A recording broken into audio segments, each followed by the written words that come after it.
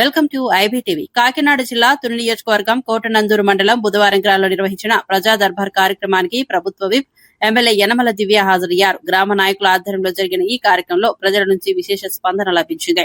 ఎమ్మెల్యేగా సమస్యలను పరిష్కరించే బాధ్యతతోనే మీ ఇంటి వద్దకు వచ్చానని యనమల దివ్య చెప్పారు. ఎన్నికల ముందు మీ బిడ్డగా ఆశీర్వదించి భారీ మెజార్టీతో గెలిపించారని గుర్తు చేశారు.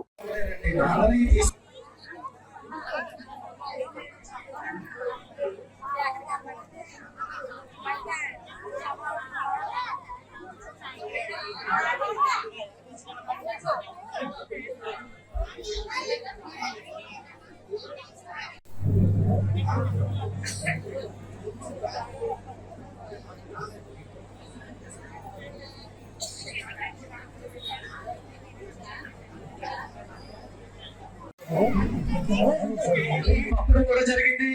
అదే భాగంలో మన యనమల దివ్య గారిని కూడా మనం అసెంబ్లీకి పంపడం జరిగింది.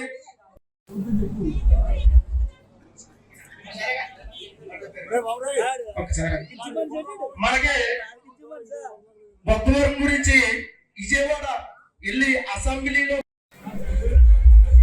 అలాగే మన మండల అధ్యక్షులు అలాగే నాయకులు గాడి రాజబాబు గారిని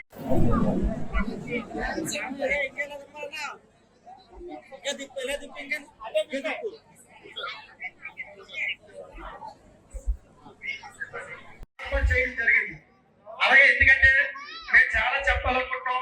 ఎందుకంటే ఇచ్చిన నిధులు సమానుకూలంగా ఇచ్చామా లేదన్నది ఫస్ట్ వార్డుకి ఈ వినాయకుడి గుడి కాంచి మసీదు వరకు వేసామండి. రెండో వార్డులో ఆర్ఆర్ సత్యబాబు తోట సత్యబాబు గారి ఇంటి కాంచి కన్న సూర్య గారి ఇంటికి, మూడో వార్డులో పాపాచార్యుల గారి ఇంటి కాంచి ఎల్లతో పలమరాజు గారి ఇంటి వరకు వేసామండి.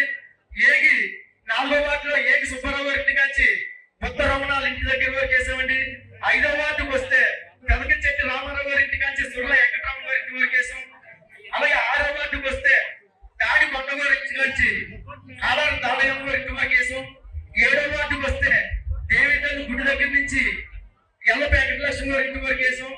అలాగే 8వ వార్డుకు వస్తే చింతకాయ అమ్మోజీ గారి ఇంటి కాంచి అమర దగ్గర నుంచి గట్ట నాసరావు గారి ఇంటి వరకు. 12వ వార్డుకు వస్తే వేయడం జరిగిందండి. అలాగే నోకలమ్మ ఏంటంటే మన అన్ని వార్డుల నుంచి వెళ్ళి నోకలమ్మ కాలనీలో అవసరం కట్టుకున్నారండి.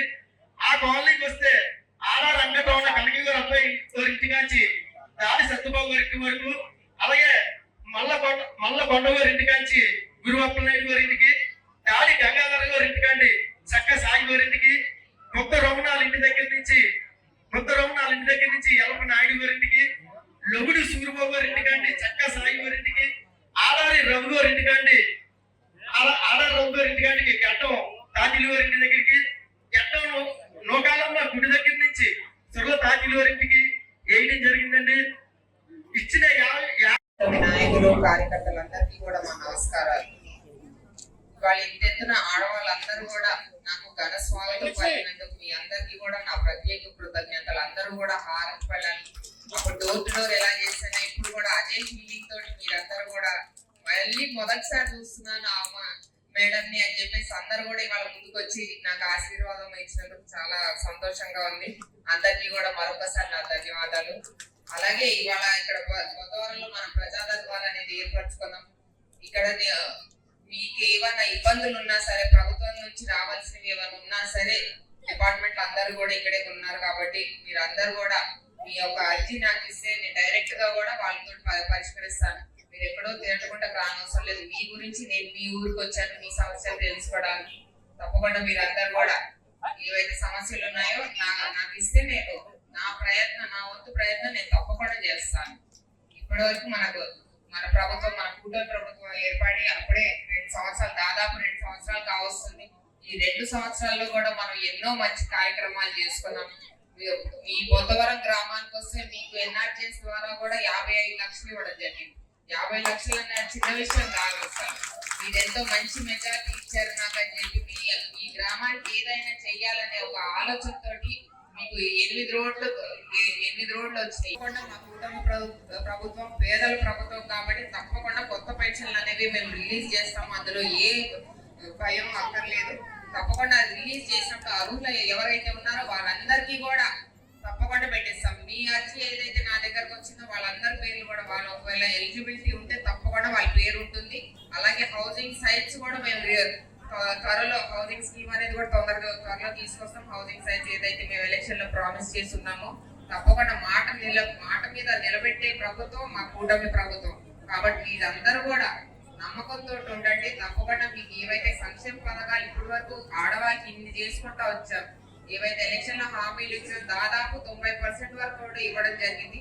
ఇవాళ ప్రభుత్వం ఎన్ని ఇబ్బందులు ఉన్నా సరే పేదవాడికి సంక్షేమం అందించాలనే ఒకే ఒక ఆలోచనతో ఇవాళ ఎన్ని ఇబ్బందులు ఉన్నా సరే ప్రతి సంక్షేమ పథకం కూడా ఇంత సక్సెస్ఫుల్ గా మేము నిర్వహిస్తున్నాం. కాబట్టి కొంచెం ఓపి పట్టండి. మీ అందరికీ కూడా కొత్త పెన్షన్లు అలాగే ఇళ్ల స్థలాల కేటాయింపులు కూడా త్వరలోనే చేపడతాం. మీ అందరికీ కూడా మీ ఇంత ఆదరణ ఇంత అభిమానం మీరందరూ కూడా కూటమి ప్రభుత్వంతో చూపించండి. మా మీద నమ్మకం పెట్టుకోండి. తప్పకుండా మీ బాగోగులు మేమందరం కూడా నిలబడి చూసుకుంటాం. Thank you.